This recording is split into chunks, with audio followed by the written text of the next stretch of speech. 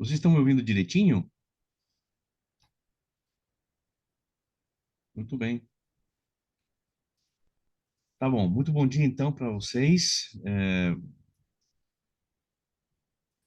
Eu vou me apresentar. Meu nome é Ivan Godoy Flores. Eu sou engenheiro licenciado em administração de empresas pela Universidade de Tarapacá, no Chile. Eu, de fato, estou falando da cidade de Arica, fronteira com o Peru, no Chile, norte do Chile. É, Espero que meu português seja bom, dê para entender. Muito bem. E estou aqui na modalidade de moderador. Será que é isso? Tá certo. Não, agora achei. É o número 4. Achei. Tá certo? Então, temos dois, três, quatro, quatro apresentações no dia de hoje. Estão todos, então? Governança eletrônica, sim. E as características dos municípios cearenses. Jorge Alberto Freitas, sim.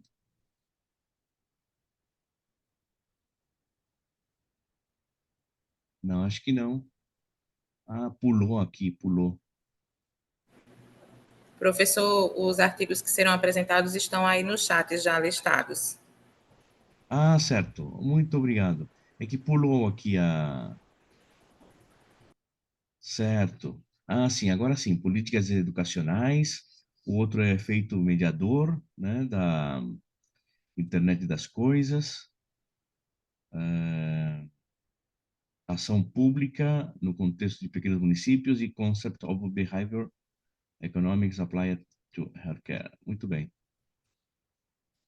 Então, vamos começar com as. eh, Antes de mais nada, Luciana, tem alguma coisa para dizer? Eu gostaria somente que os autores, né, informassem se desejam que o vídeo seja exibido, né, o vídeo que foi acostado, né, no sistema, ou se apresentarão com slides, né, e nesse caso, os próprios autores compartilham aí a tela dos seus slides para apresentação.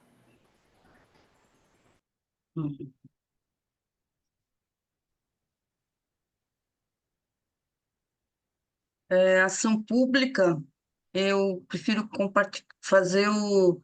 Pode colocar o vídeo, por favor. O vídeo. Muito bem. Porque fica em 8 minutos só no vídeo mesmo. Tá certo. Ok. Eliane Souza, Perfeito. como vai fazer? Eu vou tentar apresentar. Muito bem. E Alexandre? Bom dia, Alexandre. Bom dia, vou apresentar. Muito bem.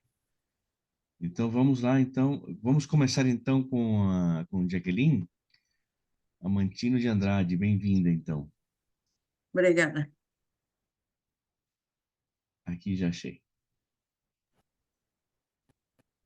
Não tem problema que seja pela sequência que eu estou vendo aqui, né?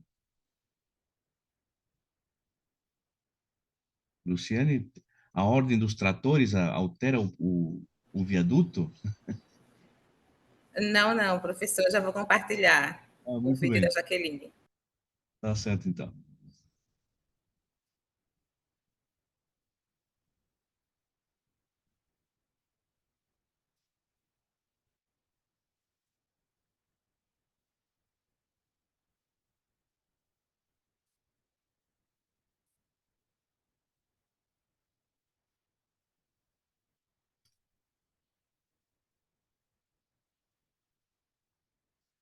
Acabei não falando que eu sou também doutor pela Universidade de São Paulo. Morei um tempo no Brasil. Eu gosto muito desse país.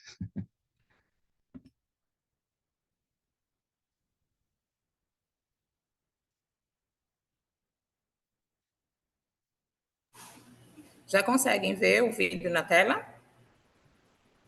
Agora Esse tem que... não é o meu, esse é de Eliana. Ah, tá. É o Só um 1301. momento.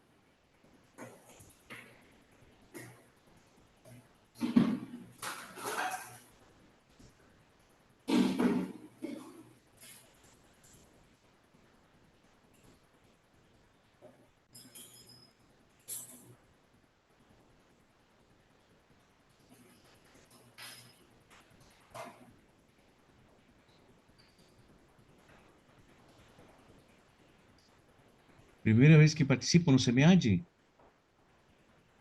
Primeira vez, Alexandre. E Eliana também? Muito bem, bem-vindos.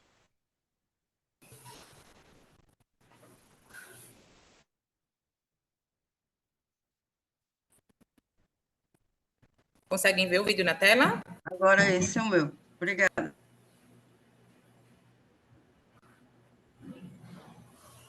Iniciando. Olá, meu nome é Jaqueline Mutino de Andrade e eu vou apresentar o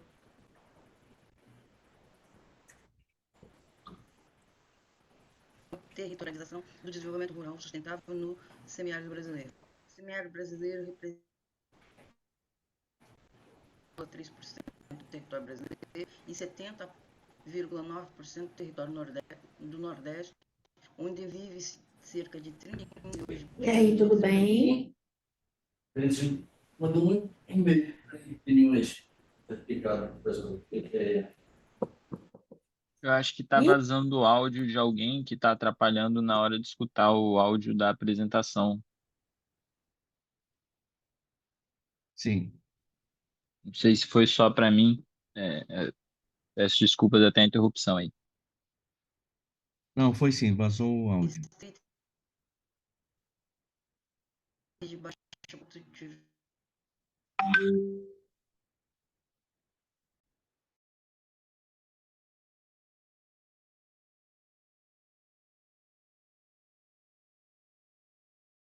que justificou intervenções políticas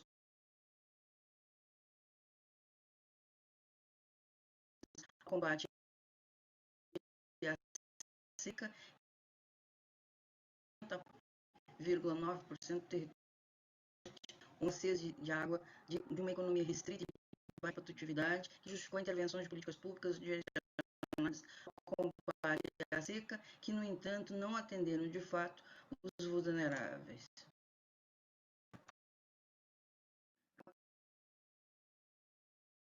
Dos anos de 1960, políticas públicas de irrigação, com uma modernização agrícola e desenvolvimento, marcando o semiárido por uma profunda heterogeneidade. Considerar a partir do final do século XX, a ação pública direcionada à promoção e fortalecimento da agricultura familiar e seus impactos, principalmente no contexto do semiárido. Já que descrever as trajetórias que se deu a formação de leite nos estados da Paraíba e Pernambuco, analisando para o desenvolvimento sustentável no semiárido ao longo das últimas décadas. Os meios na composição múltipla da ação coletiva. Trata-se de um estudo de base qualitativa, de caráter exploratório descritivo, que se baseou na pesquisa documental e na análise de conteúdo. Nós identificamos a origem da ação pública nesses territórios a partir de 1985. O quadro a seguir faz uma síntese de todos os eventos e os atores que participaram. A partir do século XXI, nós identificamos o processo de estruturação da ação pública através de políticas setoriais federais e seus programas, sendo apresentado aqui também uma síntese em relação aos programas federais disponibilizados e no território e os atores principais. Mas foram nos territórios que nós identificamos as trajetórias e os processos de estruturação da cadeia produtiva. Com o PRONAT foram reconhecidos, primeiramente, apenas uma parte dos municípios que compuseram o PRO-Cariri na Paraíba, sendo a sua totalidade incorporada com os territórios de cidadania. De qualquer forma, os municípios mantiveram a identidade do Fórum do Desenvolvimento Sustentável do Território, oriundo do Pacto do Cariri. Enquanto, no caso de Pernambuco, o município de Sertânia foi incorporado aos municípios do sertão do Pajeú. Esses territórios rurais do PRONAT foram direcionados a definir um plano de ação, ao mesmo tempo em que o programa do Dom Helder Câmara, PDHC, financiado pelo Fundo Internacional de Desenvolvimento da Agricultura, FIDA, da ONU, em parceria com o MDA, implementava, por meio de ONGs, ações para o desenvolvimento de atividades produtivas junto aos agricultores e suas associações nos estados da região Nordeste. O PDHC desenvolvia ações que integravam assistência técnica e microcrédito, visando a sustentabilidade dos projetos de desenvolvimento territorial rural. Acrescentava-se também ações direcionadas aos APLs, entre elas aquelas vinculadas à caprinocultura, que tinham sua origem no projeto Aprisco, desenvolvido pelo SEBRAE e envolviam nos cariris paraibano e no sertão de Pajeú, do Pajeú pernambucano, diversos atores estatais e não estatais. Assim, ao longo de mais de uma década, consolidou-se nesses territórios uma cadeia produtiva de leite caprino. Conforme o relatório produzido por técnicos da Embrapa, essa cadeia envolve pelo menos 33 pequenos municípios dos estados da Paraíba e de Pernambuco, constituindo-se a maior bacia leiteira do Nordeste. Nessas imagens, nós podemos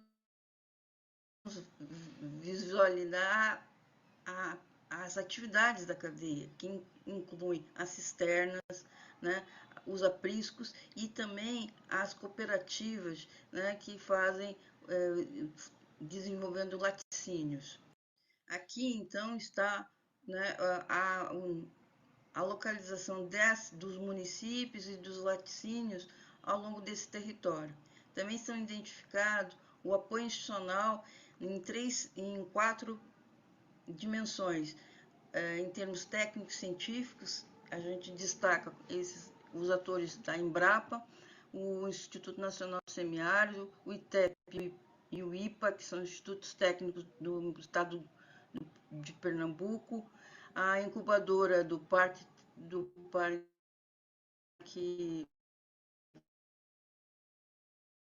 Tecnológico de Campina Grande, na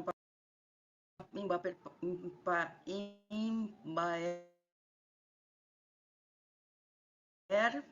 que é a empresa de assistência técnica da Paraíba, a Federal Rural de Pernambuco, a Universidade Estadual da Paraíba, a de Federal de Campina Grande e a Universidade Federal da Paraíba. No governamental, né, a SARA e a CDEP de Pernambuco e a CDT Plades das várias prefeituras dos municípios. Em termos de financiamento, o FIDC Social, BNDES, das organizações não governamentais, a centralidade da ação do SEBRAE, do PATAC, do CEDAP e de lideranças locais. Como considerações finais, nós apresentamos as ações direcionadas ao desenvolvimento rural sustentável focadas na agricultura familiar contribuíram na consolidação da atividade de caprinocultura nos territórios do Caribe da Paraíba e sertão do Pajeú de Pernambuco. Por outro lado, a implementação dos programas federais nesses territórios se caracterizou pela singularidade de sua trajetória em Pernambuco, destacando os instrumentos de ação pública, o BAA, as cisternas, PDHC, e atores como a Embrapa e o FIA. Apesar dessa ter sido reconhecida nacionalmente, constatou a necessidade de maior desenvolvimento de capacidades institucionais locais. As referências, obrigado.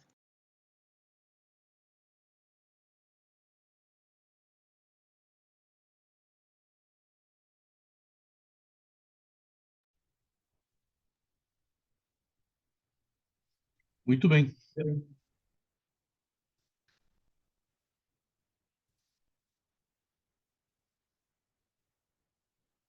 Eu acho que Podemos pode tirar a tela, não?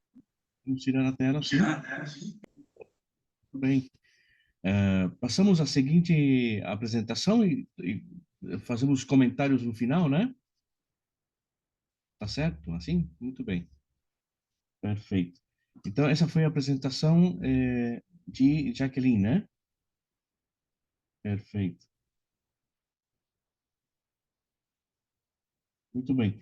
Passamos à apresentação. E quem eu tenho em tela, não sei o que aconteceu com os demais, não estou vendo os outros. Aí está Alexandre. Está bem. Pode falar, Liane. Quer começar? Eu ia falar Ela, só, Ivan, se me permite, é que até para dar contexto, eu tô chegando que eu tô com um recém-nascido aqui de 12 dias em casa, então tá, não sei quem tem filho aqui, mas está sendo meu primeiro filho, está sendo uma experiência intensa. E aí eu tô Parabéns. administrando aqui, eu venho, falo aqui com vocês, foco, mas também tento dar um apoio ali para minha esposa. Tá E certo. aí eu ia pedir assim, se possível, até para eventualmente eu poder já fazer a apresentação, porque agora está um pouco mais controlado, digamos assim, a situação aqui, mas a qualquer momento possa ser que eu tenha que me ausentar para dar suporte ali. Agradeço compreensão de todos também aí. Sei que não é um fator que está na mão de vocês, mas de fato acaba que é um pouco do ciclo da vida, né? Assim, Alexandre. Meu parabéns, parabéns. Pode começar. Obrigado. Acho que temos a aprovação do pessoal aqui.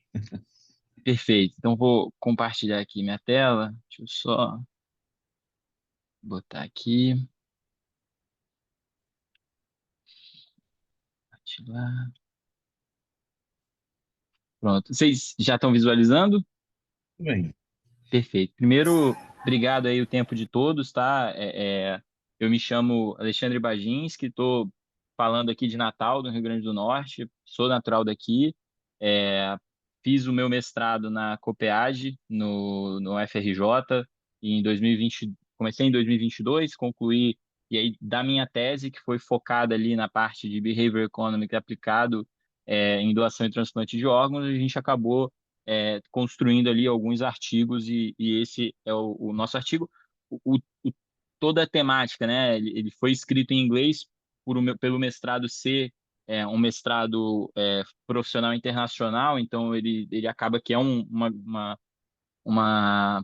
um curso em inglês, então por isso que está em inglês, mas eu vou me permitir fazer a apresentação aqui em português, enfim, e até mesmo os meus slides aqui eu já trouxe nessa forma, tá? Então, o Concepts of Behavior Economics aplicado, né? Vou já traduzindo aqui para conceitos de economia comportamental aplicados em profissionais que trabalham, né? Profissionais de saúde que trabalham em doação e transplante de órgãos.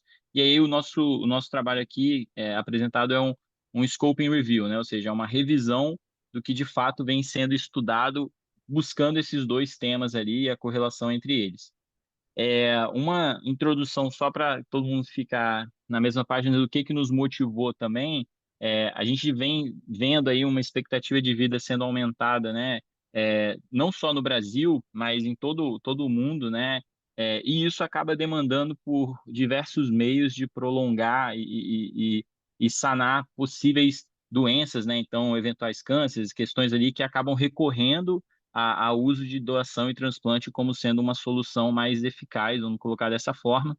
e isso acaba conflitando ali com a questão da oferta e demanda, né? Então, por mais que a gente tenha esse aumento de expectativa, a gente vê que cada vez mais a gente tem uma demanda perdão, uma oferta que não consegue atender a demanda, né? Seja por diversos fatores, né? E aí não é só uma questão de que a gente não tem órgão muitas vezes ali disponível, mas como a gente viu ali, tem alguns estudos que mostram que o próprio receio dos profissionais de aceitarem um certo órgão pelo risco que esse aceite pode causar na vida do transplantado depois, né? Então, tem várias variáveis nessas decisões que acabam influenciando.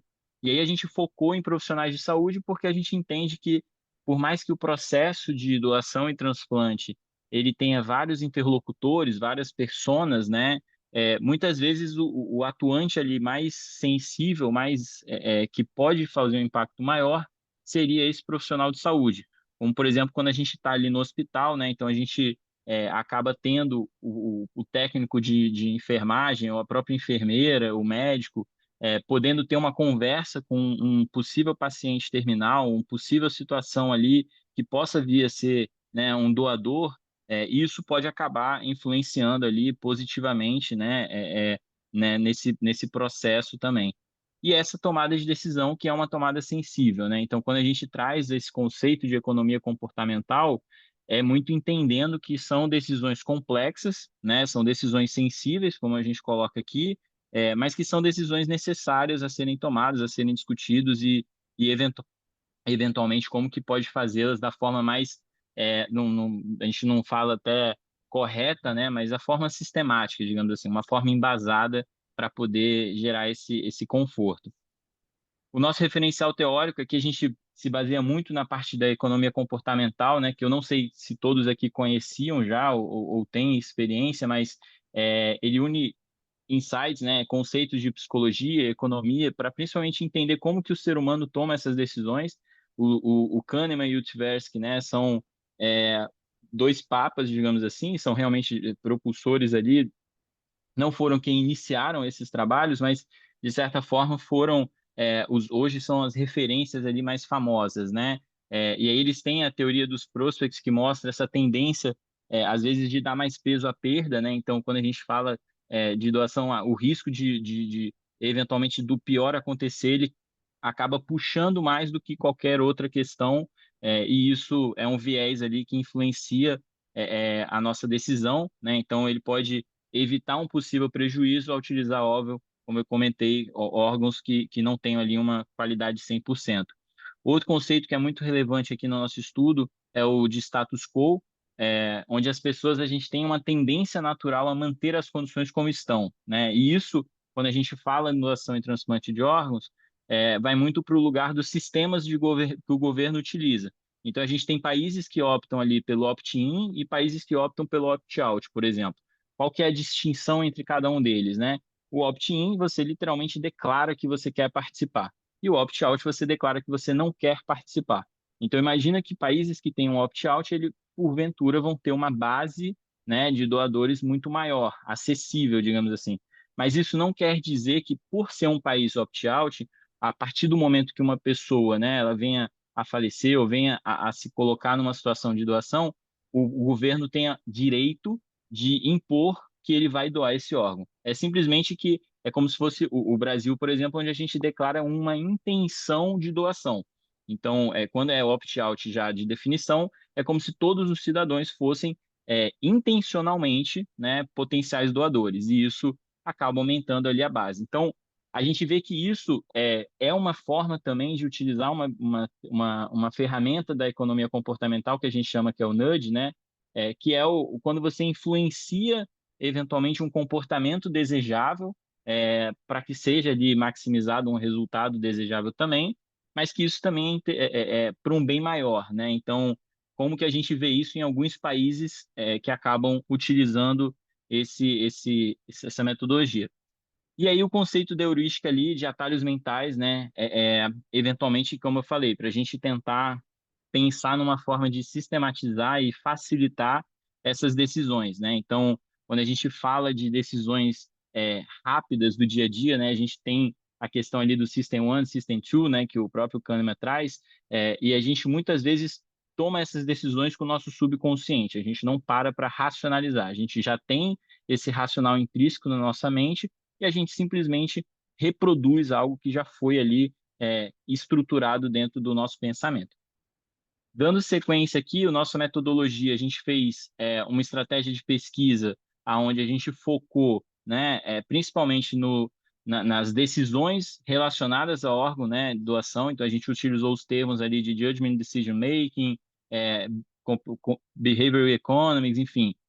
A gente trouxe ali, né, o órgão, doação, transplante e processo como outra estratégia, e aí a gente fez a combinação dessas duas estratégias de pesquisa nas seguintes bases, né? Então, a gente buscou na Scopus, na PubMed, EBSCO, a BFS e o Web of Science. Então, quando a gente fez isso, a gente chegou, né, num universo ali de 1.107 registros totais, né?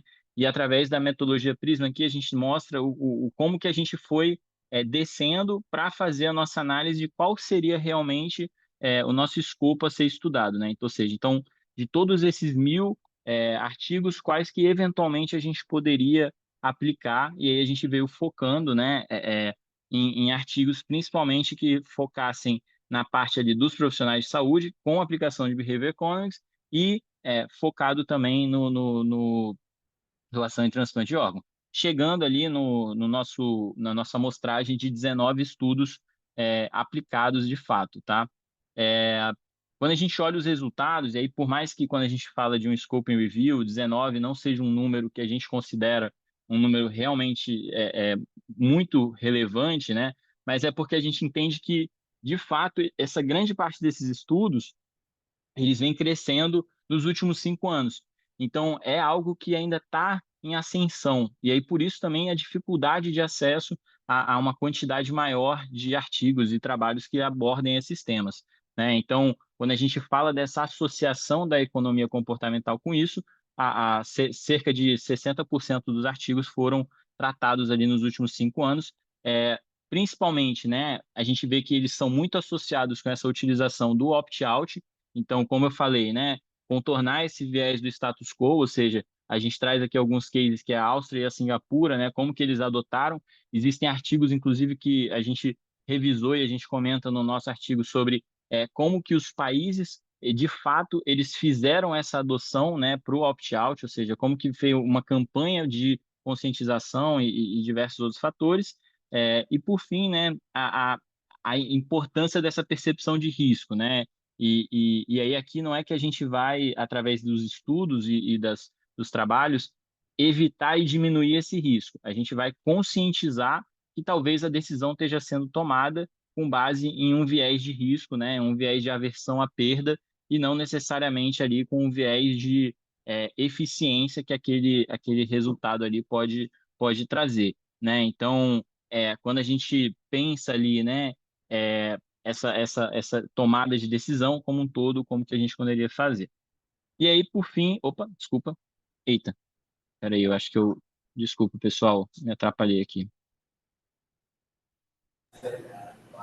Deixa eu só voltar aqui. Só para fechar, né, então, quando a gente, nesse resumo, assim, aplicar os conceitos de economia comportamental, a gente diagnosticou de fato pode ser uma ferramenta muito poderosa para melhorar esse processo de doação e transplante de órgãos, né? Principalmente quando a gente vê essa já utilização, talvez não obrigatoriamente, porque tem alguns estudos que mostram que os países eles a gente não declara o nudge, mas a gente entende que esse sistema opt-out ele é uma ferramenta de nudge. Então isso já é um exemplo de como que eventualmente o comportamento, a economia comportamental pode sim ajudar a influenciar nessa série de fatores, né?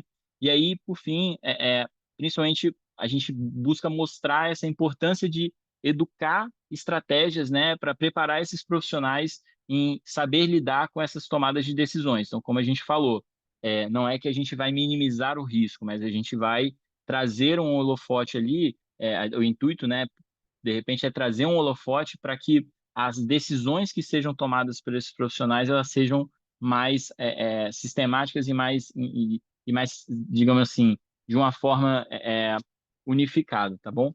Então, esse seria o nosso trabalho, tá? Peço desculpa também a correria aqui na fala, eu fui anotando aqui o tempo, pelo que eu entendi, pelo que eu vi, a gente ficou dentro do esperado dos 8 minutos.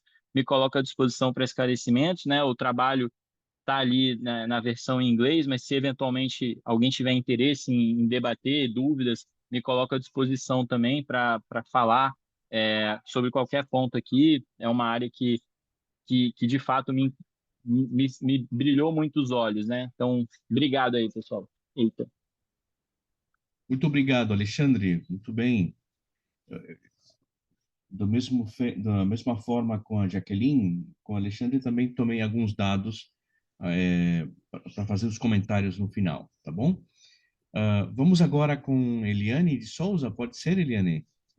Podemos sim. Vou compartilhar aqui para vocês. Deixa eu Bem-vindo, ver se eu... então.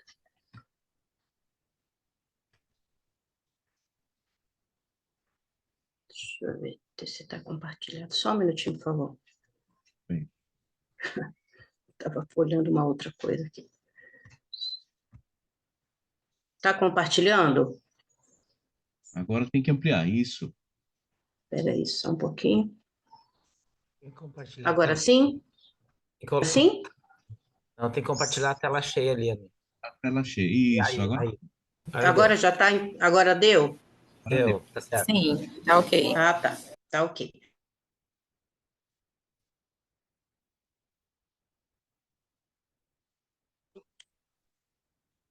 Agora saiu. Agora saiu? Isso. Espera aí. Agora deu? Saiu. Ainda não. Tá só você aparecendo. Espera aí. Saiu? Espera aí, só um pouquinho. Ah, tá Peraí. nervosa. Fica Não, tranquilo. não. Não, é que na verdade, aqui, acho que agora vai dar. Eu estava com outras telas, eu fui fechar e acabei fechando as outras. Agora, ok, né? Ela está começando. Isso, agora sim.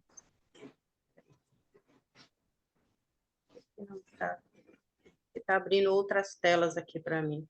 Acho que está com. Tá na questão problema, Eliane. Deu, agora deu, né? Sim, pode falar, apresentar. Então tá bom. Então tá, gente, bom dia. É um prazer estar aqui conversando com vocês. E eu vou falar sobre o tema voltado para as políticas educacionais aqui em Minas Gerais, um estudo acerca do estímulo à educação empreendedora em instituições educacionais. Eu represento a Universidade Federal dos Vales do Jequitinhonha e Mucuri e João Antônio Gomes Pereira, da Universidade Federal do Pampa. Nossa área de concentração foi administração pública, governança, ação pública e políticas públicas. A pergunta que norteou a nossa pesquisa foi: como é que as políticas educacionais estão estimulando a educação empreendedora para o ensino médio em uma instituição pública educacional de Governador Valadares? E o nosso objetivo geral foi justamente isso: constatar como é que essas políticas estavam sendo incorporadas nessa instituição que serviu como referência para o estudo. Os objetivos específicos, então, eles foram aqueles que tentaram responder àquela pergunta-problema, fazendo pesquisa em documentos de normatização, diretrizes nacionais, que interagem, inclusive, com o currículo de Minas Gerais, visando, então, essa promoção da educação empreendedora. E visou ainda, né, identificar como que estava a incorporação, né, dessas políticas dentro daquela instituição, como que ela implantava, né, essas possibilidades de considerar, então, essa educação empreendedora no ensino médio. As minhas referências foram aquelas que tiveram um diálogo com o empreendedorismo, nos seus conceitos expandidos, e também aquelas que tiveram como referência também as bases legais, né, que é o Plano Nacional de Educação, as leis de bases da educação, o currículo de referência de Minas Gerais, e outros autores, né, que tivessem, né, conexão com o tema. E a gente, então, começa falando o seguinte: a gente está percebendo que a educação, de modo geral, né, em especial no Brasil, está passando por significativas transformações.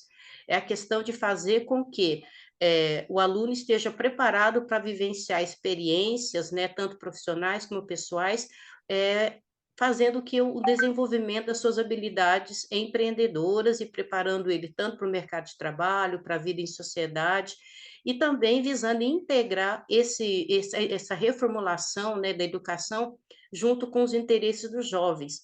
Entre os propósitos está o quê? A necessidade de diminuir os indicadores de evasão escolar, principalmente para a modalidade do ensino médio, e que eles tenham, né, os anseios de continuar os estudos vinculados aos seus projetos de vida e aos propósitos da vida, né, futura que lhe será apresentado. Pode passar A gente tem, a as... gente tem, a gente tem percebido que, na verdade, o jovem ele não está tendo mais essa conexão, né, com os anseios de futuro. E a educação empreendedora no ensino médio vem a fortalecer esses propósitos. Está passando para vocês? Não, Não? não. Poxa, não está passando? Poxa vida, não está passando? Vou tentar apresentar, vou tentar. Aí passou uma. Isso, continua daí. Oxe, peraí, só. Pode continuar daí. Não, só um minutinho, por favor. Ué, estava passando porque para mim normal. Vou tentar de novo. Está apresentando agora? Tá, come... tá começando, sim. Está na página. Linha do Sim. Tá tempo. passando? Tá passando slide? Passando, passando. Agora passa. Eu vou tentar deixar minimizado porque eu acho que não está possível considerar. Tudo bem, professores? Pode ser. Então, tá. Pode. Então, né, então a gente trabalhou as questões da pergunta-problema, que tinha como referência considerar a educação empreendedora, né, para o ensino médio, instituição aqui da cidade de Governador Valadares. Objetivo geral foi constatar como que aquela política educacional estava sendo incorporada naquela instituição que eu escolhi como referência. Os específicos foi considerar essa validação através de documentos, de normatização, de diretrizes, principalmente quando eles interagiam com o currículo de referência de Minas Gerais, no desejo de promover essa educação empreendedora, identificando, então, efetivamente essas ações por aquela instituição. Os meus minhas referências teóricas foram aquelas que tiveram conexão com o empreendedorismo, né, os seus conceitos expandidos, e também aquelas que conectavam com as normativas, né, as bases legais, que seria o Plano Nacional, as leis de base de educação, o currículo de referência e decretos e portarias que visassem, então, o estímulo da educação empreendedora. Comentei a respeito do processo de transformação na educação de modo geral, em especial no Brasil, que visa, entre outros, desenvolver habilidades e competências empreendedoras, em especial para os alunos do ensino médio, fazendo com que eles estejam preparados para o mercado de trabalho, a vida em sociedade, e ainda que essa reformulação tivesse como propósito vincular os interesses dos jovens, que se mostram, nesse momento, cada vez mais desconectados dos seus processos de construções pessoais, sonhos e aspirações. Entre outros propósitos, essa reformulação do ensino médio, ela tem como visão diminuir os indicadores de evasão escolar, principalmente nessa modalidade educacional, e ainda fazer com que os alunos tenham interesse de dar continuidade ao seu processo formativo. Aí a gente tem como referência, nós escolhemos como base de estudo justamente um período no qual foi considerado muito crítico, que foi exatamente a volta à vida normal, né, que eu posso dizer assim, depois da pandemia, entre os anos de 2022 e 2023. É interessante a gente entender que, nesse momento, o clima, tanto da população de modo geral, de todos nós, estava bastante sensível. Imagine, então, dentro do ambiente escolar, como que ele se mostrava, né? Readaptar os processos, reinserir o aluno de novo, entender como é que seria uma nova logística educacional. Então, estava acontecendo de forma simultânea a volta da pandemia e a continuidade no processo de reformulação da educação no ensino médio. Se mostrou um período muito sensível, cheio de inconsistências, né, em todas as suas modalidades, né? A escola que eu escolhi é uma escola localizada no leste de Minas Gerais, na cidade de Governador Valadares, ela é compreendida por uma CRE, né, uma Secretaria Regional de Educação, que engloba ali 130 escolas, distribuídas em 40 cidades. Eu achei interessante trazer essa informação para nós percebermos a dimensão territorial de alcance dessa CRE e como que essa dimensão territorial impactou os resultados da pesquisa. Tá? A metodologia foi uma metodologia com abordagem qualitativa, descritiva, exploratória, né? E documental, bibliográfica em survey, tá? Eu apliquei um questionário de pesquisa para professores do ensino médio, realizando ainda um pré-teste para que ele fosse realizado, tá? 32 respondentes aderiram à pesquisa nas áreas do conhecimento, né, as 4 áreas do conhecimento, mais os professores de apoio à educação especial, na qual a gente tem ali alunos que têm, né, necessidades especiais. O questionário ele foi validado com 88% de consistência, e ele tinha como referência ali, né, as opiniões de Likert entre discordo totalmente, discordo, concordo e concordo plenamente, tá? Foram consideradas 3 categorias de análise, né, conforme as indicações de Ana Penido, constituindo-se, então, das ideias e oportunidades, dos recursos e das ações. E essas categorias, elas estavam conectadas com a BNCC e com as competências empreendedoras.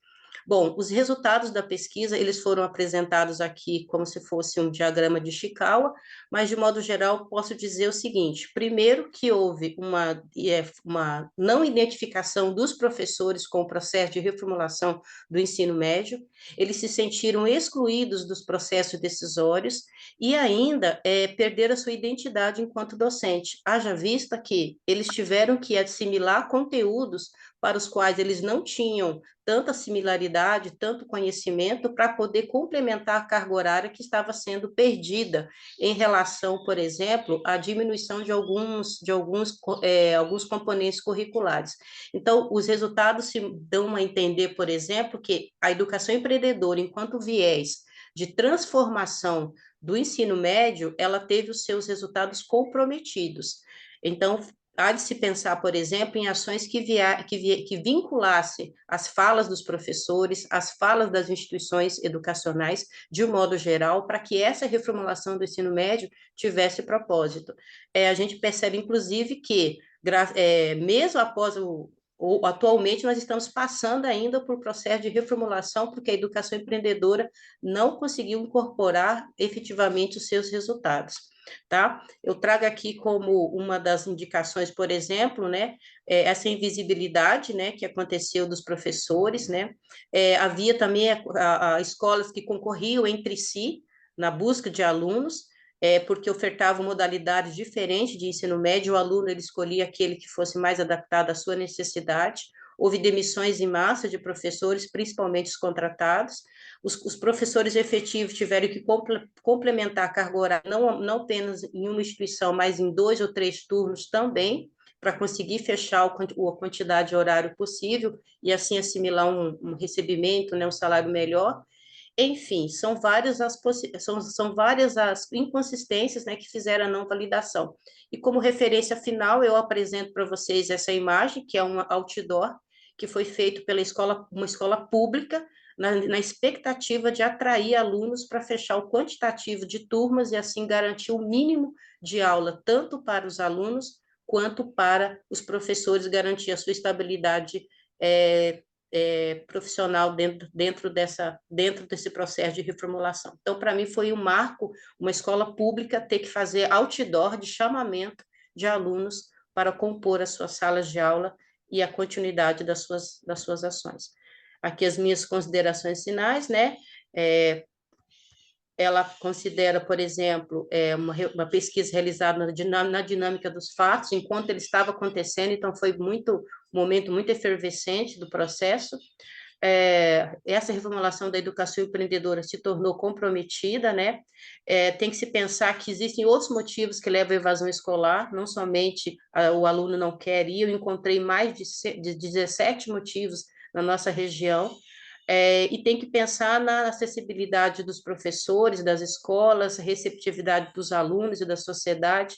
e envolvimento de outros agentes que façam referência a esse processo. Restrição foram os desafios, né, de uma escola pública, né, na tentativa de atender essas necessidades, a disponibilidade dos professores em responder as perguntas, já visto que muitos se afastaram em decorrência de doenças dessa situação, e a limitação de tempo. Recomendações são aquelas que fazem, por exemplo, a utilização de ferramentas da administração para poder favorecer a implantação de projetos, né? E ainda pensar em processos que venham a favorecer uma literatura organizacional, uma comunicação organizacional melhor, e, se fosse possível, aplicar o questionário que eu fiz em outras instituições para verificar, né, a sua validação, incorporando ali outras experiências. E é isso, gente. Eu peço desculpa para vocês, acho que deu um start ali na hora de apresentar, mas era isso que nós tínhamos para falar e estou à disposição para as quaisquer outras considerações. Obrigada. Muito bem, Eliane Souza Honorato, muito obrigado. Sim. Junto com João Antônio Gomes Pereira, esse trabalho sobre política educacional. Temos também aqui, chegou aqui Karl Stockel, assim que se pronuncia o... Sim, tudo bem? Muito bem. Ele também está na lista aqui, né, Karl? Você está... Ih, perdi aqui agora. Sim, efeito mediador da internet das coisas, né? Na relação entre governança dos custos de transação e o desempenho operacional aplicado a serviços públicos. Vamos fazer essa apresentação, cara? Vai ser vídeo ou vai ser apresentação?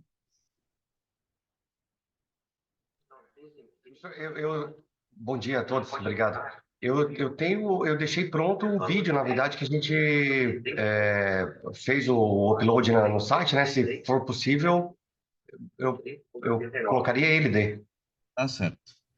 Eu Luciano, só não estou entendendo como é que eu coloco aqui, porque eu estava com o link dele aqui, professor. não, acho que Luciana vai colocar, né, Sim, Luciana? sim. Muito Sim, bem. já estou providenciando, só um minuto. Tá, pode deixar, cara. Muito obrigado.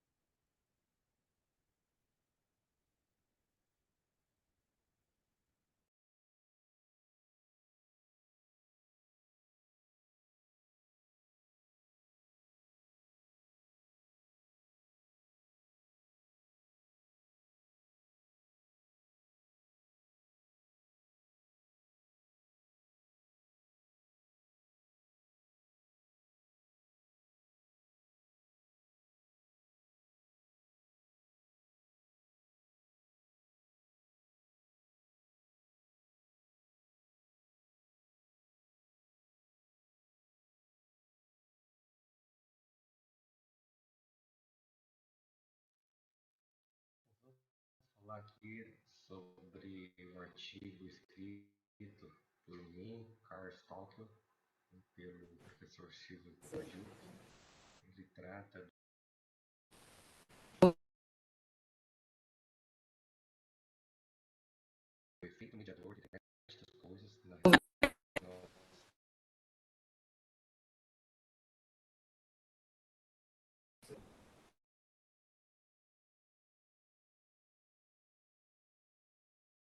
governança dos custos de transação Pelo menos não se Vai lá. ao serviço público. e o volume está bastante baixo. É importante falar que esse trabalho sobre o artigo por mim, Karl Stockel,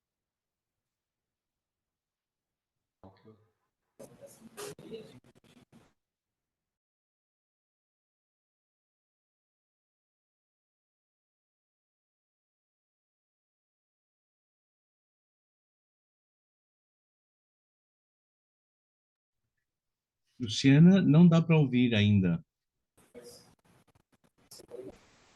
A minha internet está oscilando aqui também, professor.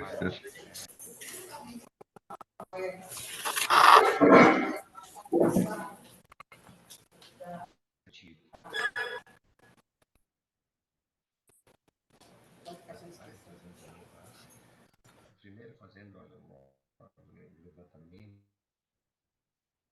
biométrico, as bases teóricas. Luciana, o áudio está muito baixo. Eu estou no máximo aqui e não posso ouvir.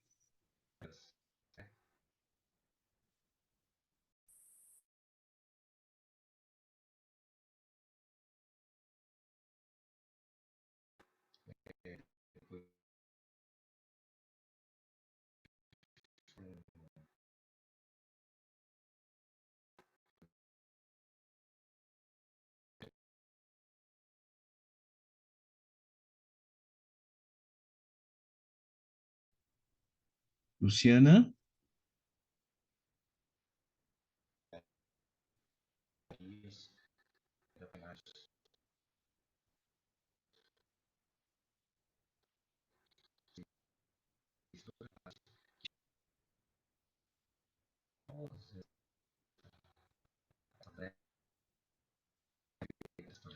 É importante tentar que o nosso construto. Sim, Luciana, não dá para ouvir o vídeo consegue me porque ouvir? está muito baixinho.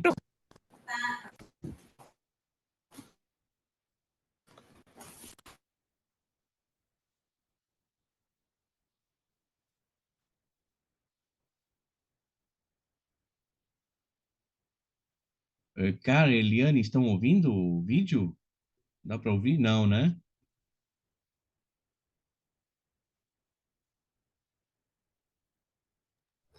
Não ouvi nada ainda, professor. Não. Eu acho que cortou. Tá sem a internet dele, tá falhando, tá cortada. Deve ser.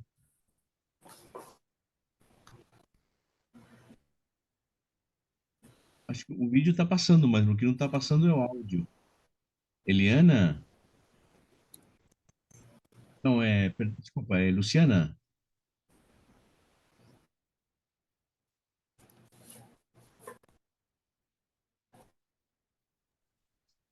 Pode ser que se ele tirar a imagem dele, consiga passar. Ele tem que tirar a imagem, que consigamos ouvir.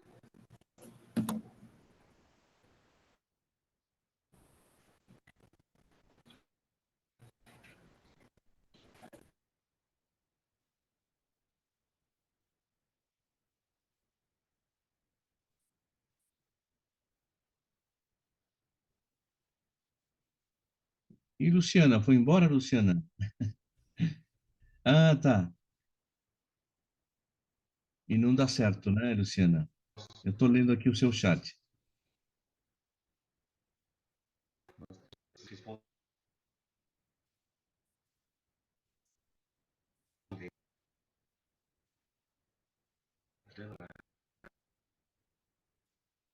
Cara, vamos mudar de estratégia?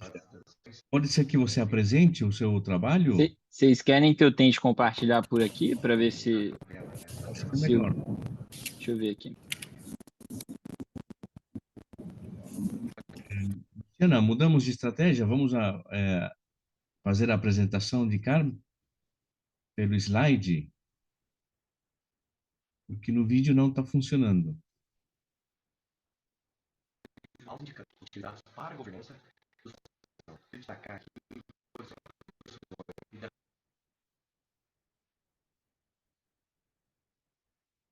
Vocês estão Tá, vendo a minha tela aqui? isso. Quem está Deixa eu. compartilhando? Eu botei para compartilhar para ver se é problema na internet deles, que eu tô com uma internet aqui mais Tá certo. dedicada. Vamos Vamos lá. ver se assim vai. Está apresentando. Falar aqui sobre o artigo escrito por mim, Carl Stalker, pelo professor Silvio Popadiuk. Ele trata Eu do acho que o efeito problema é que mediador de o diversos volume fatores do da vídeo relação é com a muito baixo governança mesmo. e o desempenho operacional aplicados ao serviço público.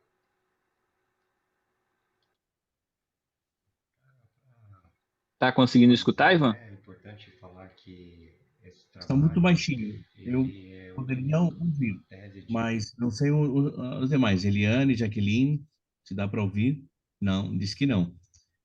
É É, porque o problema é que o vídeo original lá do YouTube, ele tá realmente com um volume bem baixinho aqui, né?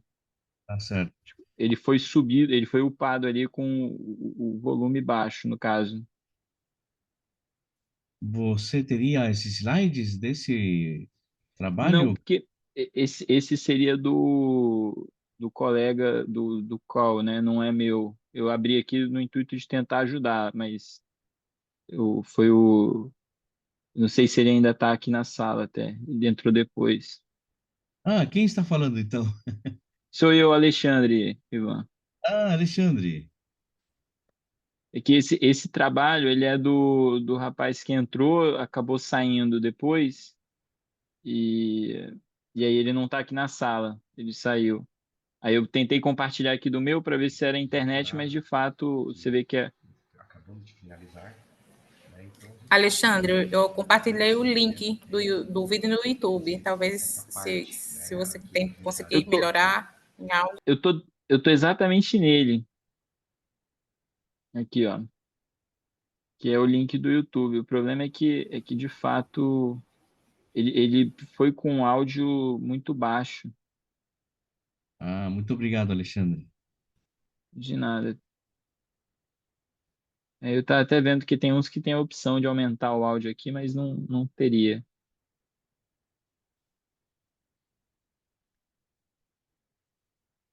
Deixa eu ver se o Zoom.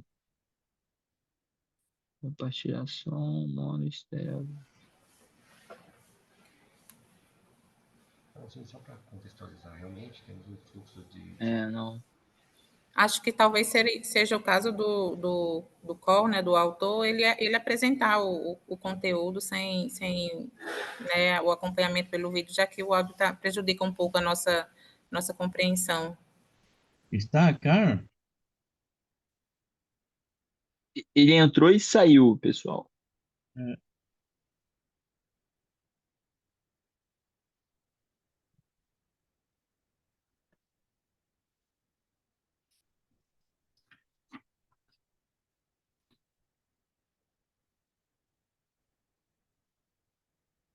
muito bem. Vamos, vamos avançar então nos comentários. É isso que vocês esperam, né? Nos comentários, muito bem. Ah, vamos começar a falar do trabalho de ação pública de Jaqueline. Jaqueline, parabéns pelo trabalho. Parte da minha tese de doutorado foi sobre ação pública, Obrigada. então, então estou familiarizado com o tema e dos autores e achei muito interessante isso.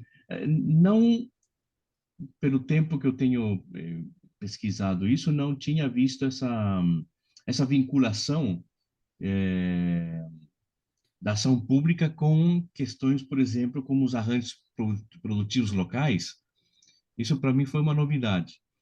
E, e você descreve é um caso, né, da cultura caprina, né? Então, me parece que é interessante pensar, né, iniciativas dessa índole econômica, de um setor econômico, na questão da ação pública, não? Que na sua definição descoloca, acho que é essa, ou desplaza, não sei como fala em português, né? É, a ação, ou estadocentrismo, que eles chamam, né? Então, essa deslocação, não sei se está certa a palavra, do estadocentrismo, ela se reflete, então, numa série de programas de fomento de inovação, né? Entendendo como opera o Sebrae, nesse caso, entre algumas entidades, entre outras entidades, para caracterizar a ação pública. É isso, Jaqueline? Será que estou certo? Sim, sim.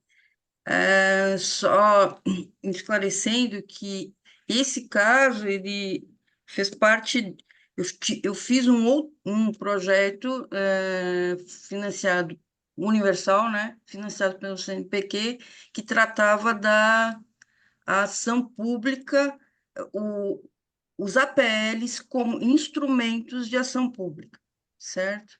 Agora, esse caso específico, fechando o relatório, que ficou limitado, no meu entendimento, ficou limitada a entender a dinâmica da cadeia só com o instrumento do APL, certo?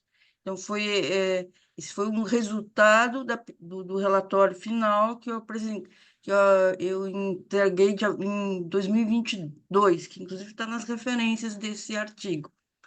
Então, o que me chamou a atenção era a necessidade de não, porque no fundo as políticas de APL elas não desceram além do nível estadual.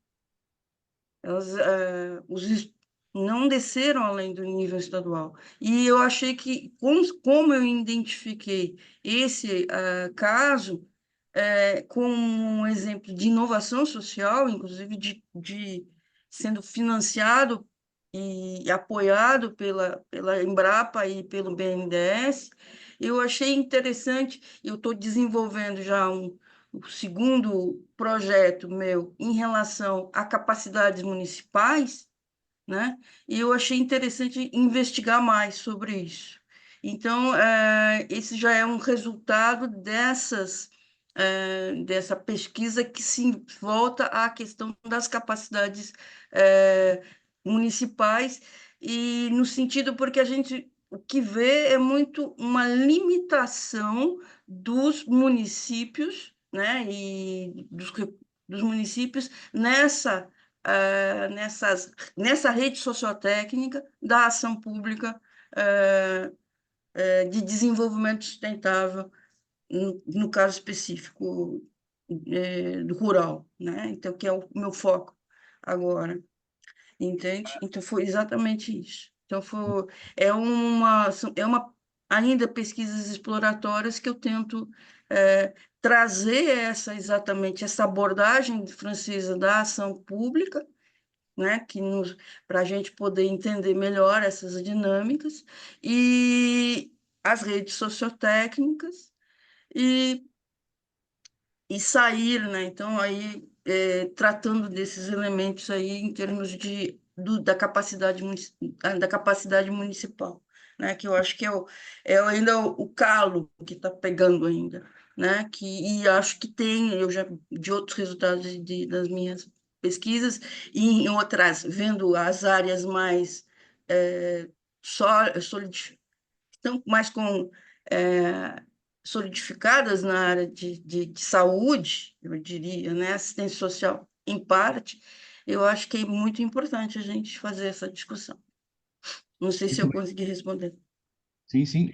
Para quem não está habituado com o termo ação pública, ação pública é um termo da, da epistemologia francesa que dá uma virada na questão das políticas públicas, né? Dando maior espaço para a participação social, né? Em multiníveis, né? Em multiníveis. Ah, a ação pública ela privilegia, né? O fato das pessoas que estão involucradas participarem. Agora, alguma vez um professor me disse que explicar isso é como intentar atravessar um rio, né? Atravessar o rio, chegar a outra margem é ação pública, né? Mas construir uma ponte, usar uma balsa, uma canoa, essa é parte das políticas públicas. Essas são as políticas públicas, né?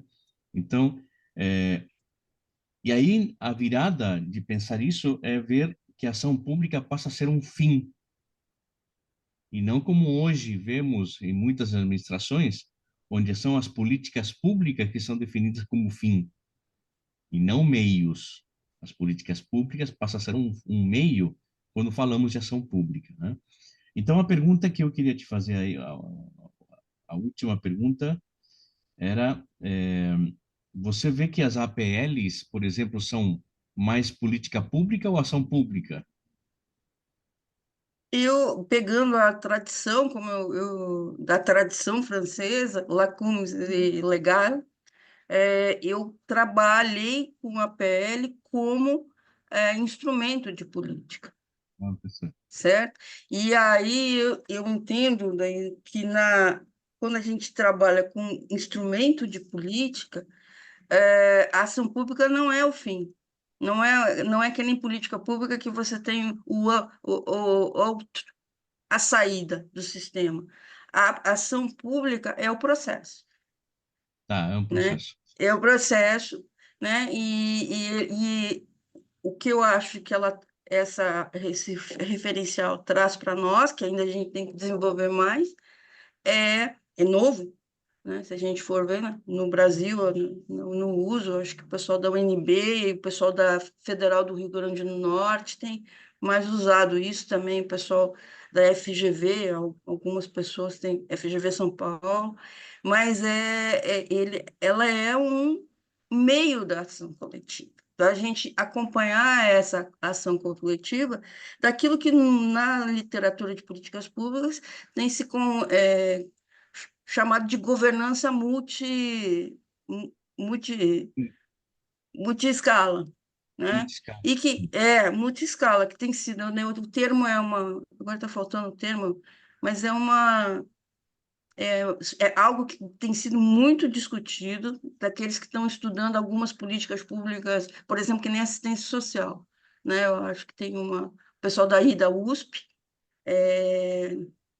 acho que não está faltando o meu nome, ela é muito conhecida, trabalhou na implementação da política de assistência social na época da Tereza. É, Eu conheci, multiscala, né? conheci É um termo, né? Mas eu acho mais interessante abordar a questão da ação, né? E aí eu acho mais interessante do que ficar preso um pouco a essa dinâmica de governança, porque governança virou um termo que cabe tudo.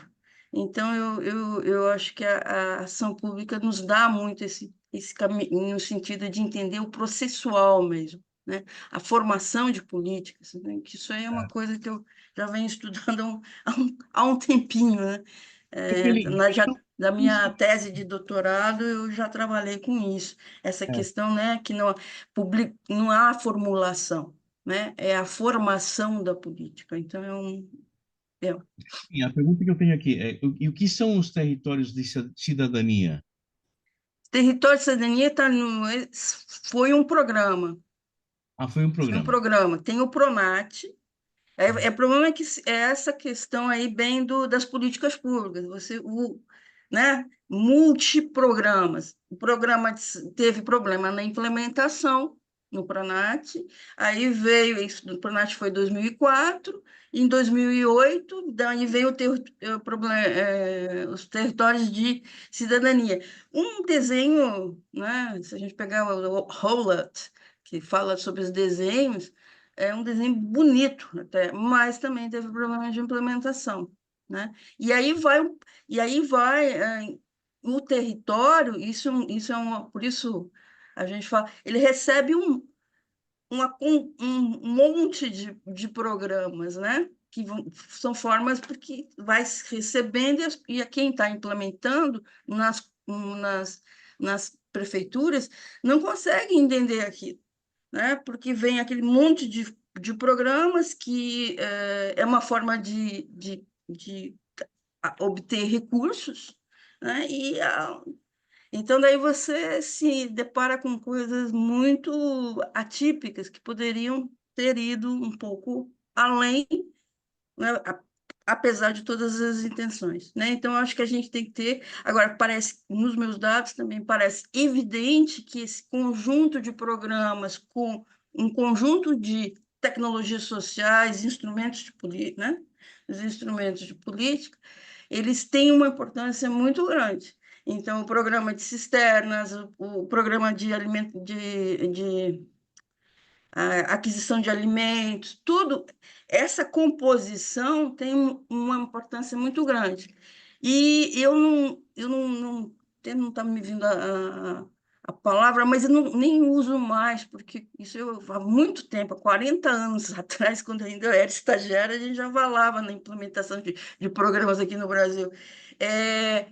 Não é questão da intersetorialidade, é mais do que isso. E isso já tem uma discussão sobre... Está faltando o nome da autora, que é da área de análise de políticas, ela é da Espanha, está me faltando o nome dela, e eu acho que essa é essa questão de botar as capacidades municipais funcionando em termos dessas redes, né, vamos chamar assim, dessas redes técnico-políticas, é fundamental, né? Até eu diria mais do que tratar da participação, né? Porque já tem até dos estudos que a participação meio que se esvaziou um pouco ou muito. Isso pegando os autores que estudam muito, está faltando o nome também, é a idade, mas, né, mas é mais ou menos isso. Eu sempre trabalho, estamos pesquisando ainda um pouquinho, vamos ver o que a gente vai caminhar. Muito bem, muito obrigado. Alguém quer fazer alguma consulta, pergunta, ou passamos já para a próxima? Muito bem. Obrigada pelas suas contribuições, fazer esse diálogo foi sempre enriquecedor para a gente, tá bom? Obrigado, Jaqueline. Luciana, não dá para ouvir o que você está falando. Não, não dá para ouvir.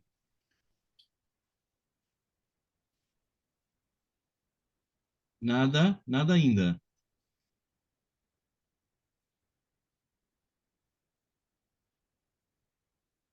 Agora fechou o microfone.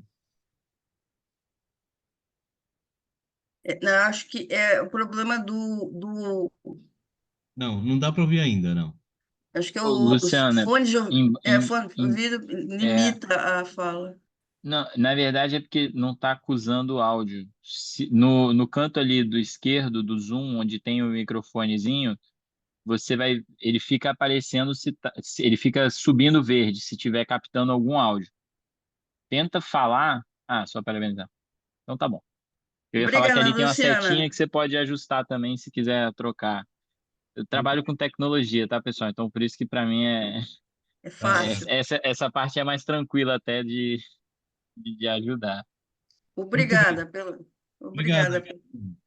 Vamos conversar sobre o trabalho do Behavior Economy do Alexandre. Ah, Feito. Alexandre, bom, eu estou muito familiarizado também com os trabalhos de Thaler, Kahneman, é, é uma, é uma bibliografia obrigatória aqui nas questões que eu estudo também.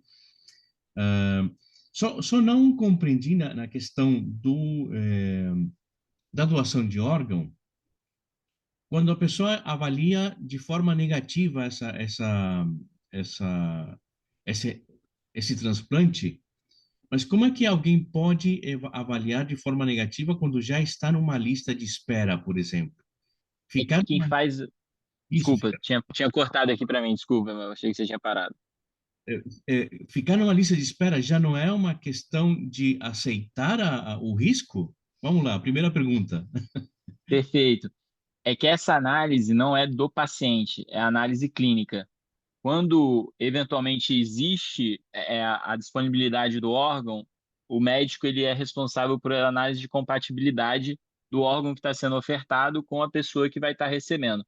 Essa análise de risco é que a gente fala que tem até um estudo interessante que eu não lembro agora se a gente botou no artigo, mas na minha tese a gente colocou que ele traz a inteligência artificial ajudando na otimização dessa análise de risco, para tentar tirar esses vieses, né, de incorporação do risco. Então, quando a gente fala dessa questão de tendenciar para o pior cenário, são os médicos que muitas vezes eles acabam evitando indicar aptidão de transplante, né, por um risco, que aí às vezes tem um risco, como você bem falou, quem está na fila, né, assume muitos riscos, mas acaba que essa decisão não é deles, né, não é do paciente, ela muitas vezes ainda fica ainda na esfera do médico ali. Então, anteriormente ao próprio paciente, entendeu, o Ivan? Ah, muito bem, muito bem. Agora, ah, se você pode ampliar um pouquinho a questão do opt-out e opt-in, que porque talvez eu não compreendi por causa da perspectiva que eu estou usando, né? Que pode estar errada. Vamos lá, Alexandre, me explica aí o que é o opt-out. E Perfeito. Hoje, se você falou que você está no Chile, correto? não somos o melhor exemplo, estamos numa crise de Não, doença aqui. não, mas Você está sabendo. vou te dar o exemplo. Espanha, ela eventualmente líder de transplante, doação de transplante reconhecida como líder mundial, né? Então, é a referência hoje, quando a gente para analisar eventualmente casos de sucesso. Na Espanha, é, todo mundo quando é cidadão, né? Quando você nasce, aí você entra ali, com 16 anos, a lei você você passa a ser caracterizado como doador de órgãos. Então, o opt-out cabe ao cidadão optar por sair. Então, o Ah, opt-out é optar por sair. E aí, se ele não faz essa adesão de saída, ele segue sendo caracterizado como isso. O que que a gente ganha com isso? A gente aumenta a base. Então, a gente imagina que eu começo a ter ali essa referência. Mas também não é indicativo de você ter um opt-out, você vai ter sucesso, você vai ter, eventualmente, não é uma regra de três, entendeu? Porque tem a compatibilidade, tem uma série de fatores ali, como vocês estavam até falando, né, de políticas públicas que devem ocorrer para que isso eventualmente funcione. A gente tem um outro caso, né, que é também bastante referência, que é os Estados Unidos, onde ele é opt-in. Então, aí ali não, ali é um modelo onde, porventura, a gente tem que ter realmente uma adesão, né, digamos assim. O voluntário. Brasil, ele até chegou a flertar com o opt-out, né, em começo dos anos 2000, enfim, mas acabou que hoje a gente precisa declarar que a gente quer ser doador, né? Então, quem é doador precisa fazer um cadastro. E mesmo você declarando, né, tem um fator curioso que os parentes, né, ou seja, o caso de que você faleça, ou tem alguma coisa, existe ainda a necessidade de consentimento ali da família, né? Então, também não é uma imposição de que me declarei doador, meus órgãos vão para ali. E aí tem alguns estudos também, aproveitando e falando, que mostram essa, vamos colocar assim, perda de doadores declarados por uma questão familiar. E aí traz um outro viés que é a gente não conversar sobre este assunto. Então, talvez vocês tenham parentes que são doadores declarados e vocês não saibam. E aí, num momento ali de falecimento, vocês não vão querer ofertar o órgão porque talvez isso não foi discutido previamente, entendeu? Interessante o que você traz, Alexandre. Eh, agora, eh, talvez eu vou te levar para outro lado. Nós temos uma crise aqui no Chile, Perfeito. que aconteceu com a... Isso é agora, foi a semana passada. Descobriu-se que a clínica da Universidade Católica, que chama Cristos, assim que chama, ela efetuou 84 operações de transplante sem, sem considerar a fila de espera, o que causou uma crise que já estão chamando de tráfico de órgão. Então, os privilegiados, ao parecer, os privilegiados foram os beneficiados né? Pode a pesquisa, a investigação penal, a investigação policial está sendo, bom, já está na Contraloria e tudo indica que houve uma vulneração de direitos, uma vulneração da fila de espera e com as consequências que poderiam estar acontecendo, tráfico, pagamento por meio. Então, a pergunta que eu, pela tua experiência aí, esse tipo de crise que poderia acontecer em qualquer lugar, ela poderia mudar as regras do opt-out e opt-in? Claro. Um dos fatores que, quando você vai para um sistema de transplante opt-out, a população, o conceito de nudge, ele tem uma coisa que ele precisa ser explícito. A população ela não pode não saber que está sendo influenciada. E aí, para você influenciar usando o nudge, ou seja, influenciar o opt-out, você tem que fornecer as informações para a tomada de decisão. Então, a população ela precisa saber as consequências da não decisão dela, de manter no status quo. E isso vai para um lugar que ela precisa ter transparência no processo. Quando esse caso que você está relatando, eu não sabia, tá? Dos últimos 10 dias eu também estou totalmente ausente de mundo externo, mas quando a gente vai investigando, tem várias camadas de problemas, né? A gente tem casos na China, por exemplo, de relatos que eles utilizavam prisioneiros, né? Então, ou seja, provavelmente uma classe mais abastada ali da população, como doadores de órgãos, prisioneiros que tenham falecido e que não tinha eventualmente comprovação de consentimento. Então, é muito complexo isso, né? E aí isso tudo enfraquece, porque quando a gente fala, voltando para a teoria do behavior economy, quando a gente fala das tomadas de decisão que são do nosso subconsciente, né? Ou seja, no sistema 1 ali, do Kahneman, a gente está intrínseco em todas as informações e todos os vieses que a gente foi construindo ao longo da vida. Então, imagina que hoje, né, a população chilena, por exemplo, que está vivendo essa crise, muito provavelmente vai gerar uma aversão a se cadastrar, a aderir a um programa de doação, porque eles vão ficar numa expectativa de eu não sei se eu vou estar beneficiando alguém que está na fila de espera ou se talvez seja um esquema de corrupção e alguém esteja ganhando por trás, né? E aí, isso sim tem, eu não vou te precisar qual é o impacto, né? Mas assim, é, é, isso cria um viés a mais para a população, isso a gente pode afirmar, entendeu? Então é muito triste para a população, é muito triste para o modelo como um todo, para eventualmente os pacientes que entram ali, né? Eu sou engenheiro de formação, né? Mas eu flerto muito com essa área de behavior economy, a área de psicologia, eu me interesso muito. E querendo ou não, existe a necessidade da esperança quando você está nessa fila de espera, que talvez com um escândalo desse a gente perca, porque acaba que a população que está ali, ela não vai mais ter crença. E aí o fator motivacional para eles manterem ali esperando a hora deles acaba influenciando. Então, são várias camadas aí, né, Ivan, que a gente é muito triste saber disso, tá? Não conhecia, infelizmente realmente uma notícia muito, muito triste. Você deveria estar aqui no Chile falando sobre isso lá no noticiário, viu?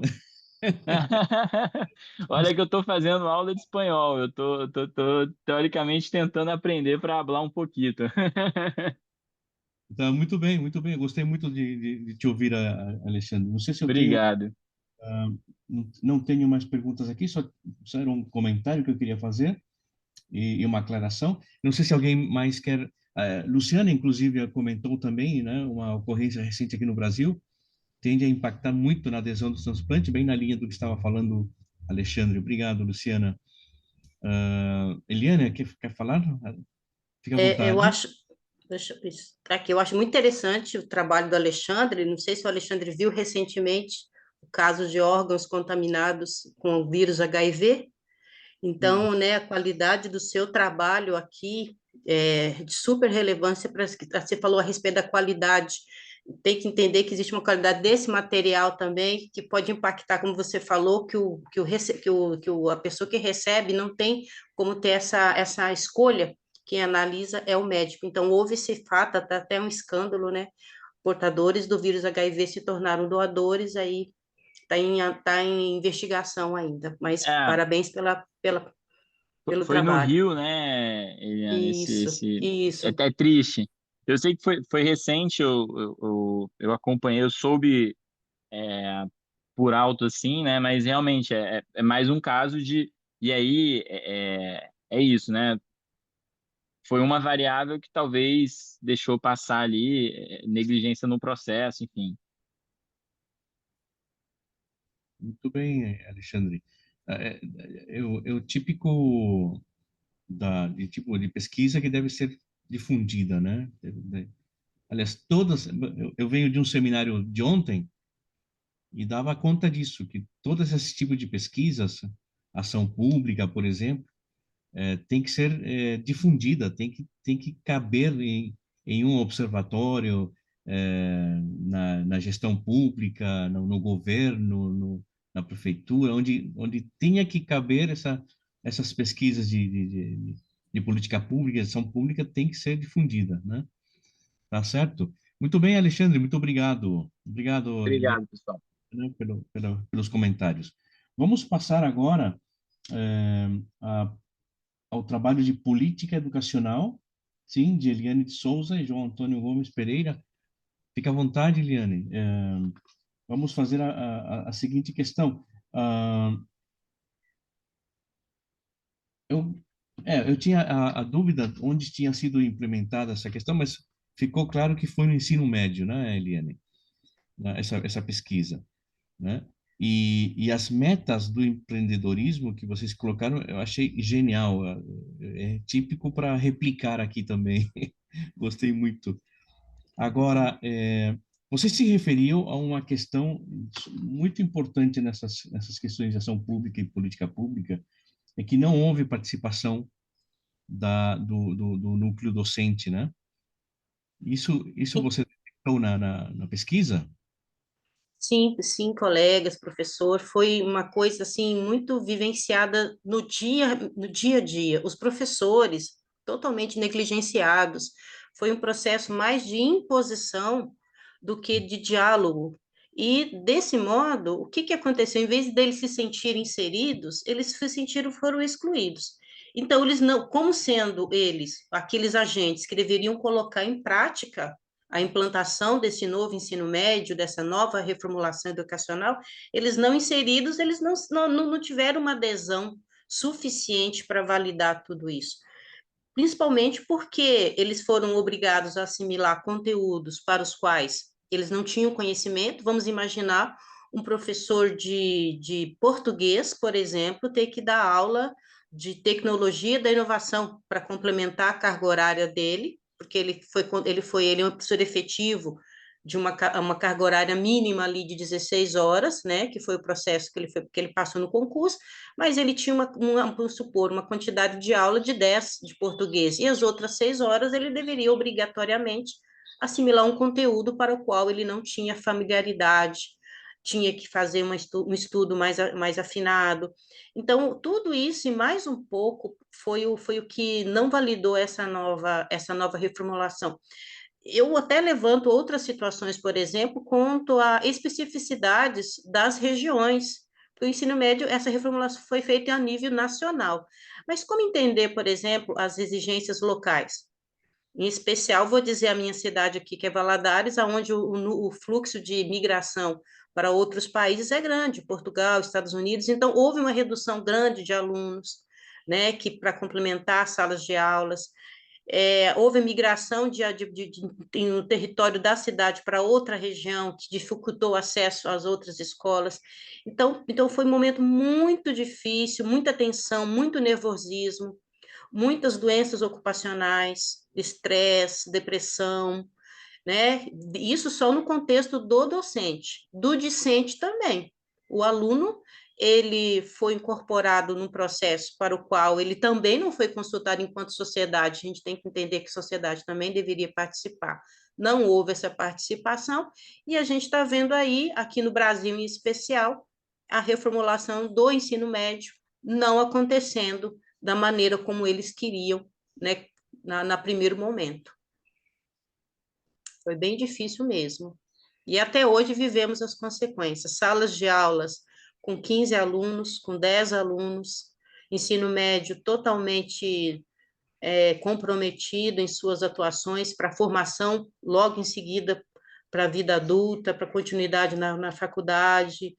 Então, assim, houve situações bastante difíceis. Então, eu até coloquei ali o outdoor, porque para mim foi o auge da necessidade de atrair aluno. Uma escola pública, que deveria ser a porta aberta, ela tem que chamar a sua população para poder entrar em sala de aula.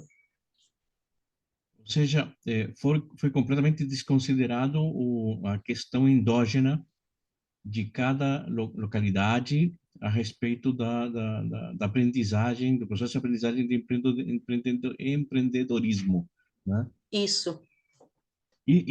Bom, e a outra pergunta é, esse plano, ele caiu somente em instituições públicas e educacionais, verdade? Sim, ele foi direcionado, não, ele foi direcionado em específico para todo o ensino médio, né? Tá. Toda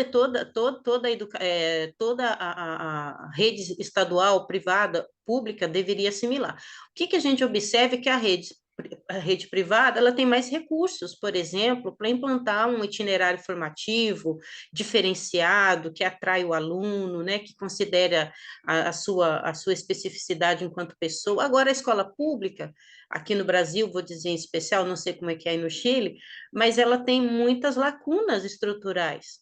Lacunas, por exemplo, infraestrutura. Não temos laboratório em todas as escolas de informática, por exemplo.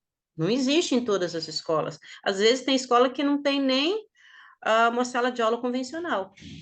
Não é? O aluno, por exemplo, das regiões ribeirinhas, ter que ir à escola de barco, ou então fazer a aula numa casa, numa escola, né, itinerante que tem que ficar, né, seguindo ali o fluxo das águas, por exemplo. Como é que faz?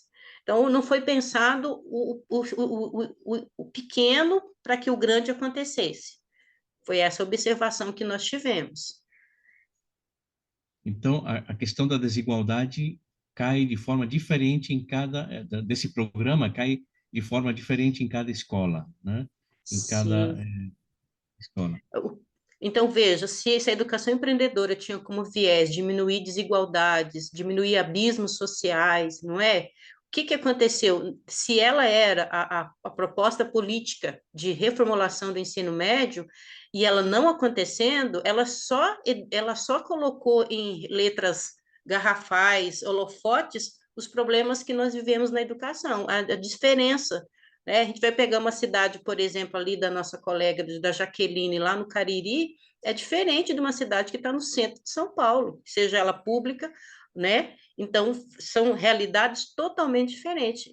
Então, essa inconsistência, essa não validação regional, foi também um viés bastante de implicações, né, dessa não reformulação, entendendo que a educação empreendedora é aquela que conecta o aluno de forma transversal, né, que não é somente formar para trabalho, não, é formar para a vida, é formar uma pessoa proativa para viver em sociedade, para ser um cidadão que saiba requerer os seus direitos e afins. No Brasil, Eliane, que tão longe está a educação de formular um sistema como o SUS, por exemplo, que contém conselhos da sociedade civil, é um conselho também técnico, é um conselho político. E na educação, que tão longe está o Brasil de formular um modelo SUS da educação?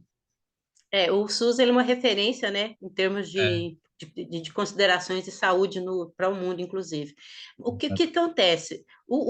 Até existem conselhos, sabe? Existem várias esferas de análise, existem sim. Só que para esse, por exemplo, para a implantação da Base Nacional Comum Curricular, foram realizados vários estudos, houve a participação, votação à sociedade, né? Durou ali quase 1 ano, 2 anos, para que consolidasse a reformulação da Base Nacional Comum Curricular. No entanto, para a reformulação do ensino médio com a educação empreendedora, não houve essa discussão social. Houve simplesmente eles fizeram, sim, um estudo mais interno, foi considerado de forma interna, e depois foi considerado marcos para que ela começasse, que seria entre os anos de 2021, 22, 23. Em 2024, ela já deveria estar sido totalmente implantada. Então, quer dizer, simplesmente houve essa imposição, é aí que digamos assim, comprometeu esse processo, né? Porque não pensou aqui na base, não pensou no professor, não pensou na escola. Poderia ter feito, por exemplo, escolas piloto, escolas que primeiro fossem as referências para ver se iria dar certo, estruturasse ela tecnicamente, né, com salas de aulas adaptadas, formasse os professores, né, que inclusive é como é que se diz, o meu produto tecnológico, né, que é a formação de professores, para que eles tenham consciência do seu papel. Não houve. Então, e outra condição, professor, que aconteceu foi o seguinte: o aluno do ensino médio, ele tem lá 17 anos, ele está saindo para o mercado de trabalho. E as escolas aqui em Minas Gerais, ela tem o ensino médio em tempo integral. O que seria isso? Ele entra às 7 da manhã e sai 3h45 da tarde. Que hora que esse menino trabalha? Não vai trabalhar. Então, ele tinha a opção na época de estar na escola que saía meio-dia, para ele poder trabalhar de tarde. Então, como aconteceu esses dois momentos, essas duas possibilidades, de optar em estudar o ensino médio, ele optou por aquele que fosse mais rápido, né? Que entrasse de manhã, saísse meio-dia, de tarde ele ia buscar o trabalho. Estamos pensando em uma população que é carente, que precisa trabalhar, atender as necessidades da casa. Então, eu vou dizer uma palavra meio pesada, assim, quase que um canibalismo em termos educacionais, porque uma instituição pública estava tirando aluno da outra, para tentar fechar quantitativo de aulas. E essa disputa emocional foi assim, eu que vivi isso no meu dia a dia, foi assim, seríssimo, muito sério mesmo. Mas existem sim os conselhos, só que no contexto da reformulação do ensino médio, ela não aconteceu na maneira como deveria ter sido. Muito bem. João Antônio, quer comentar alguma coisa a respeito do trabalho também? Não, Aproveitando que está aqui, como... ela respondeu muito bem. É um trabalho que a gente pretende replicar aqui no Sul também, né? Como ela solucionou ali, porque eu estudo empreendedorismo e educação empreendedora, inovação, que foi a minha tese de doutorado, foi sobre inovação e criatividade.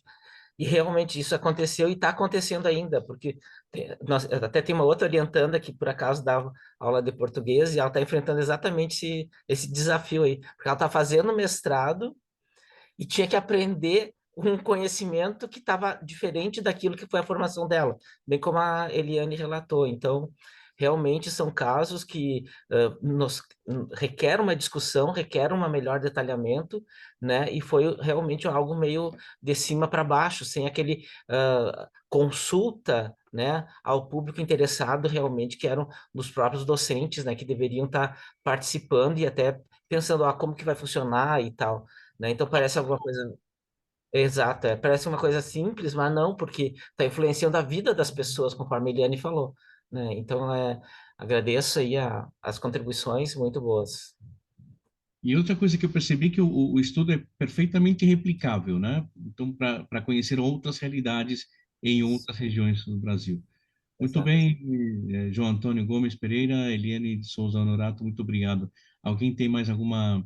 somente para responder uma pergunta que ficou aí da Eliane, como é a situação no Chile, é, vou falar assim como uma anedota, uma historinha que aconteceu quando eu estava no Brasil. Me perguntaram onde eu tinha estudado aqui no Chile.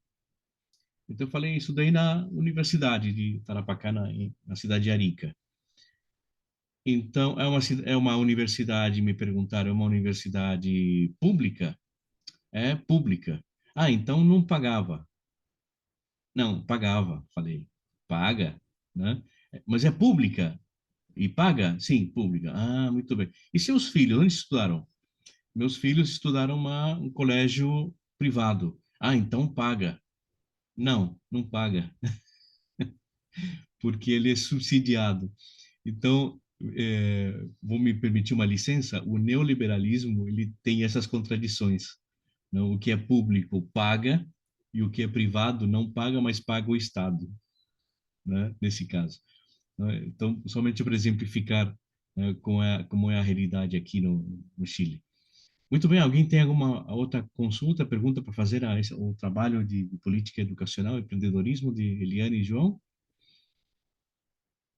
Algum comentário?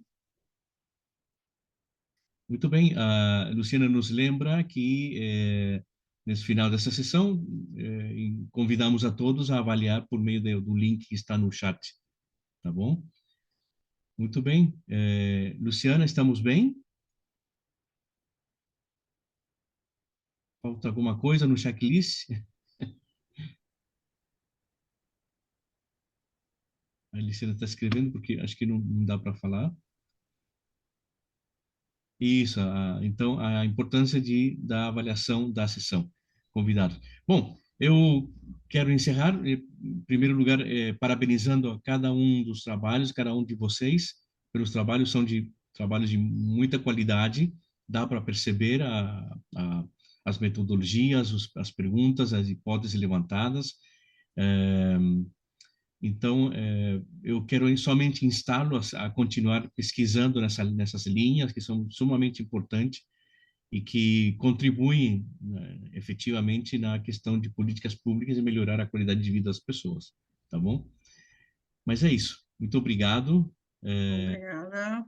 Yane, a Jaqueline, a Alexandre, parabéns uma vez mais. Está contribuindo né, com as novas gerações, coisa que o Chile não está fazendo. Temos problema aqui de, de fecundidade, inclusive de índice, né, no Chile. Então, obrigado a Luciana também. Quer falar alguma coisa, Liane? Tudo bem? Muito bem. Muito bem, obrigado a todos vocês. Estamos até a próxima. Até a Obrigado, próxima. Tchau, tchau, pessoal. Uma ótima sexta. igualmente. Tchau. Tchau. Fim de semana. Bom final de semana. Todo mundo.